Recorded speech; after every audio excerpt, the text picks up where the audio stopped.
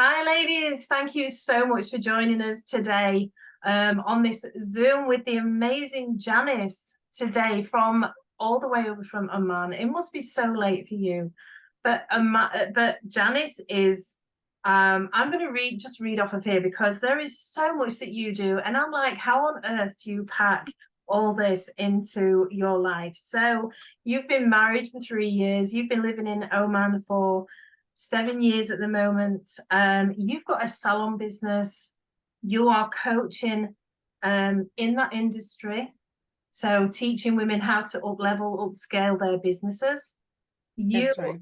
have, and correct me on any of these if I'm wrong, you've got a BSF homeschooling curriculum that you teach.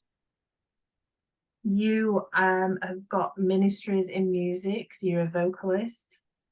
And you're a trauma healing coach that deals with forgiveness and with women that have gone through grief and loss. And is there anything that I've missed out? Because that is just amazing. I love that so much.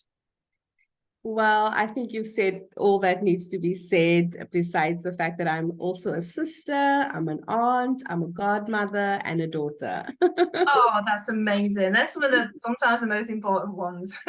Yes. Thank you so much for having me on the call. I really appreciate being here.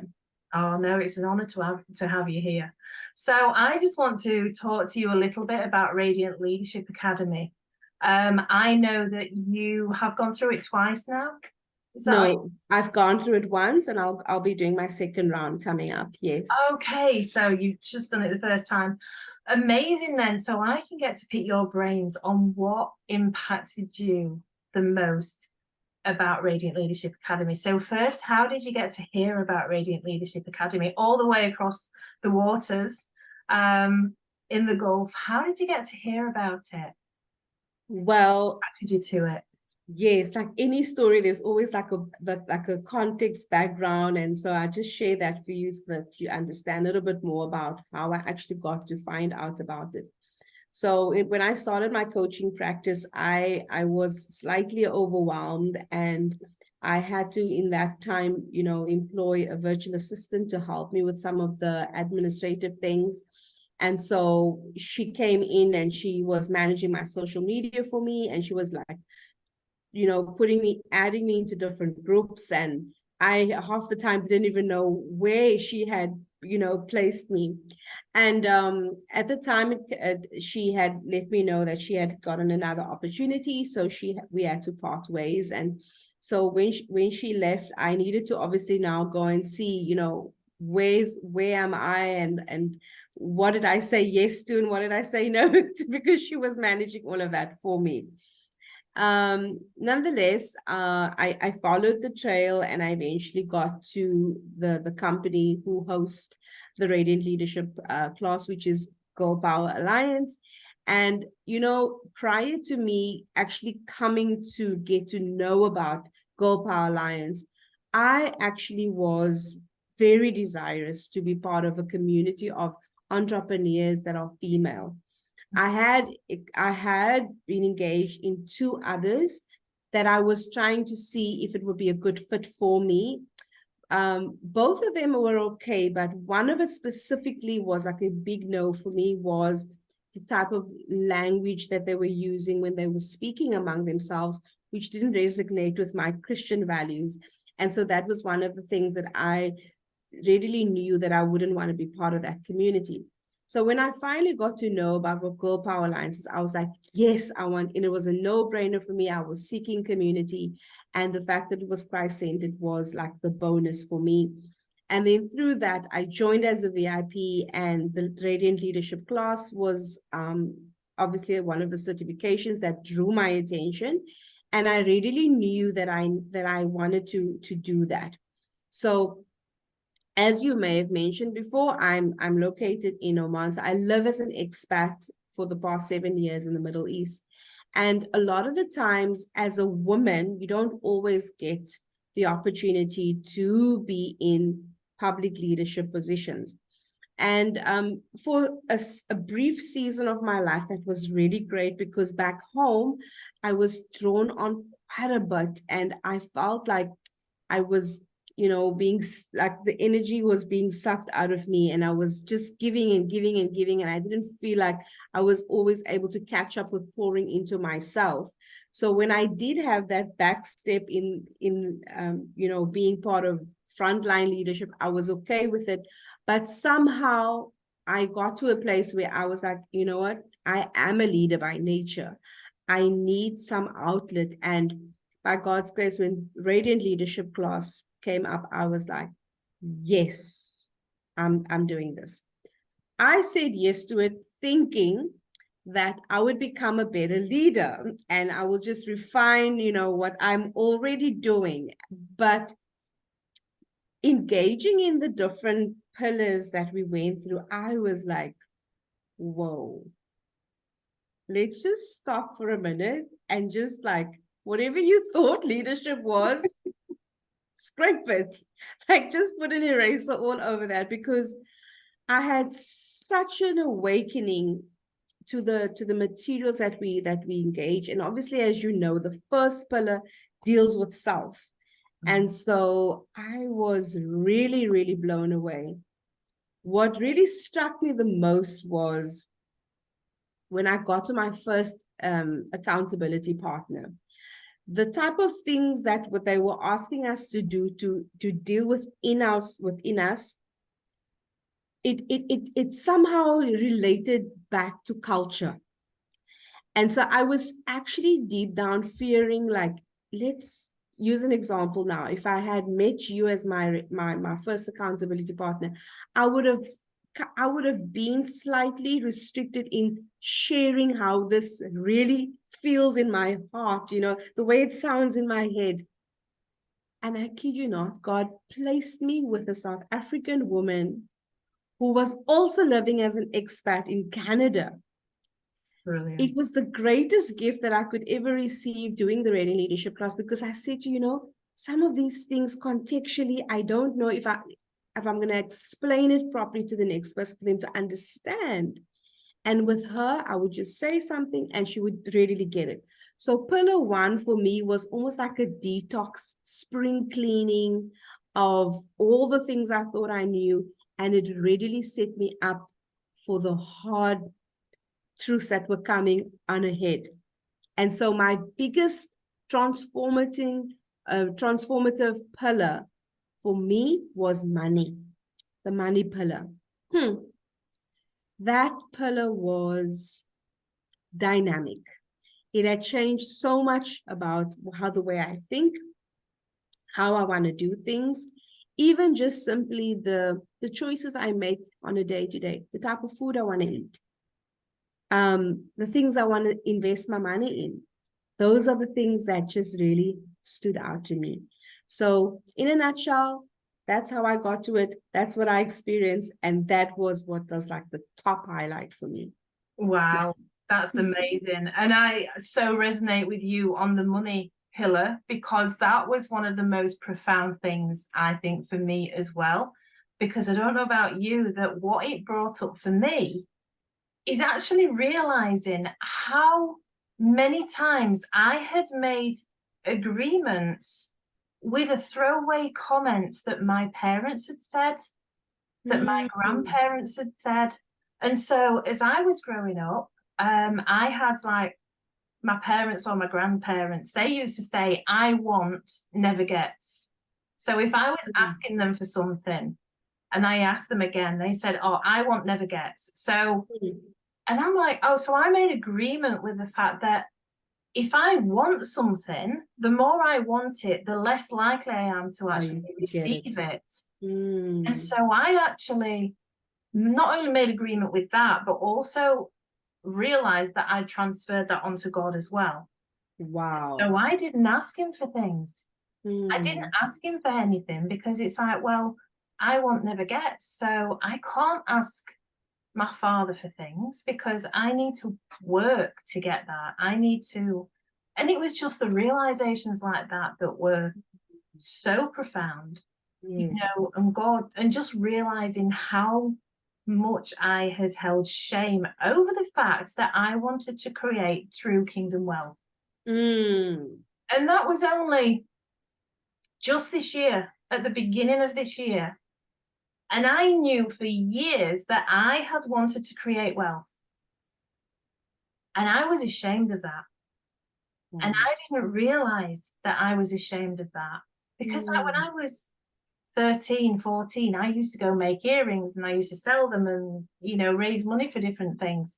So that's been in me from a young age. Yes. And it was God that sort of like, you have held shame over a desire that I have put in your heart. Ooh. And I'm like, oh. And I just lost. And I so hear you. it is those really profound simplicities of what you learn here in Radiant Leadership Academy. And Yes. like you say, it's like take everything you thought you ever knew about leadership. And that whole thing of like, I am a leader, I'm not a leader, because people will approach it different. You already knew that you'd got that leadership in. I came at it from totally the different end, sort of like, God, do you even trust me to be a leader? I'm not sure. I like lost my car keys again this morning. Are you sure about this? But it just means that anybody can come to this course, even if sometimes God calls us to places where we really don't feel equipped. And when I knew that when God was calling me to do Radiant Leadership Academy, I'm like, I think I heard you wrong. You know, that can't be right. So I think it's really good that, you know, we have that. What three tips would you give to women that are thinking about Radiant Leadership Academy? What would you say to them, the ones that are thinking, shall I do it? Because I've heard a lot about it. I've heard some, I mean, transformative stuff, really. What are the three tips that you would give to women? So first and foremost is to really sit down and just connect, knowing that God has called you to be a leader in whatever capacity that may be, because we all are uniquely gifted and God has called us each to something, is to first accept that. And then second of all, to be willing to go through the process. Doesn't matter how difficult it may be, the ugly worms that may come out, or the hard truths, or the secret pains that we hold on the inside of us, or the uncomfortable nudges that comes along with some of the activities, and obviously staying the course, being committed, is something that you have to be like willing to endure. My third tip would be for someone to do this with a mindset of, it's not just about you, even though it's about you, but it's about the outlet. What are you giving to the people that you are meant to impact? And I think, you know, if I think back on an example, like you mentioned earlier on, I'm a teacher to 5 to 10-year-olds, teaching them the Bible Fellowship study material. Sometimes when I stand in front of them doing any of the lessons or any of the activities, I literally tell myself, like, I'm responsible for each and every word that comes out into their ears, into their hearts. And I cannot allow self to come out. I cannot speak from my own. I need to really rely on the Holy Spirit. So that being said, as a leader, the people that you are called to impact, you don't impact and lead them based on what you want. You have to be willing to be that vessel for God to work through you, so that you are able to be a blessing to the individuals that God has called you to. So if you can take massive responsibility to accept the fact that you are a leader, then to stay the course and be committed, and then obviously take massive responsibility for the impact that you are meant to have on others. Those are the three things that I would strongly suggest you consider. And if you cross all your T's, dot all your I's, and everything makes sense, then jump right in. It's an amazing journey. Yeah, absolutely. And I love your passion, and I love the way that I've seen you grow over the last few weeks, even though we've not really connected that much, but I've seen you grow. I've seen the things that you've shared, and I've loved seeing that about you. So what has been one of the most impactful things from taking Radiant Leadership Academy that you've already seen in your own life? Mm-hmm. So just a true to tone story. As I mentioned before, the money pillar was one of the things that I really appreciated so much. It was really transformative for me. And that made me think of how we are spending the resources that God has given us. And I just got to a place where I even had to sit my husband and I said to him, like, are we stewarding the resources well? And so right now we are in the process, we're in the middle of a move. We have decided to downscale, not because we cannot afford where we are, but purely because we are forward thinking, because we want to be able to start building generational wealth. So the spending on what you really need more than what you want has been something that has been shifted in my mind. I'm not living from a position of lack or a position of I can't have it. It's just I'm making sacrifices now for my tomorrow. Wow. And I'm okay with, giving up all the things. I mean, it doesn't really define who I am. And so I'm very excited. We probably will be shifting in the next few days. And so that's really been for me something that's been I've been really intentional about looking holistically, like what's the point of everything, and what am I building? Because let's use an example of your income. Where are you spreading it? Mm-hmm. And if you spread it in a different way, can you reach more by making the small little changes right now? Yeah. Yes. That's brilliant. I love what you're saying. And I love that you've sort of like just not only listened and you've done the course, but you're actually like taking action on it. You're applying it, you're taking action. And it's like, yes, we want generational wealth. We want this legacy, to build this legacy. And all it takes is one decision. You're one decision away from changing your entire life. Absolutely. So thank you so much for coming on, for being my guest today. And ladies, if you are watching this and you are thinking, what is Radiant Leadership Academy all about? It's a 16-week biblical leadership course, and it will take you deeper on your relationship with God on a level that you've never experienced before. When I finished my first round of Radiant Leadership Academy, I had my husband actually wrote to Michelle and said, thank you so much for what you are doing in GPA, because of the transformation that I have seen in Karen, and she has been praying for this for years. So this, as I say, it's a biblical leadership course.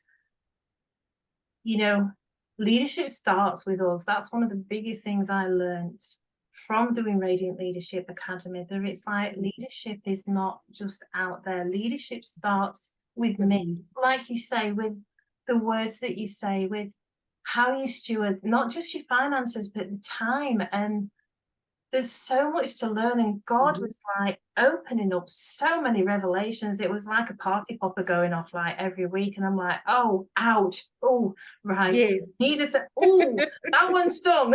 Ouch. Really?